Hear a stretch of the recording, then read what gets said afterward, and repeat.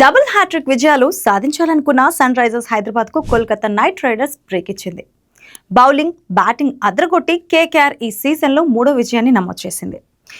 ఈ లీగ్లో తొలి 6 మ్యాచ్ల్లో ఒక్క విజయం కూడా సాధించని కేకేఆర్ హ్యాట్రిక్ విజయాలు సాధించి ట్రాక్లోకి వచ్చింది. మరోవైపు సన్ రైజర్స్ ఇప్పటి వరకు ఆడిన 10 మ్యాచ్లలో 4 ఓడిపోయింది.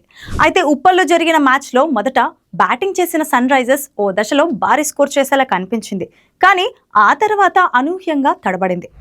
చివరి 9 వికెట్లను కేవలం 60 పరుగుల వ్యవధిలోనే కోల్పోయింది. చేసింగ్ ప్రారంభించిన కేకేఆర్ ఏ దశలోనూ ఇబ్బంది పడలేదు. ఓపెనర్లు అజింక్య 43, ఫిన్ అలెన్ 29 పరుగులు చేశారు. ఆ తర్వాత వచ్చిన రఘువంశీ 59 రన్స్ చేసి జట్టు విజయంలో కీలక పాత్ర పోషించాడు. రింకు సింగ్ ఫినిషింగ్ టచ్ ఇవ్వడంతో కేకేఆర్ 18.2 ఓవర్లలో 3 వికెట్లు కోల్పోయి లక్ష్యాన్ని ఛేదించింది. ఈ విజయంతో కేకేఆర్ తన ఖాతాలో మరో 2 పాయింట్లు జత చేసింది. మొత్తంగా ఆ జట్టు ఆడిన 9 మ్యాచ్లలో 3 విజయాలతో 8వ ప్లేస్లో ఉంది. ఇక సన్ రైజర్స్ హైదరాబాద్ 10 మ్యాచ్లలో 6 విజయాలతో పాటు పాయింట్ల పట్టికలో 3వ ప్లేస్లో కొనసాగిస్తోంది. కేకేఆర్తో మ్యాచ్లో ఓడిపోయినా ఆ జట్టు స్థానం మాత్రం మారలేదు.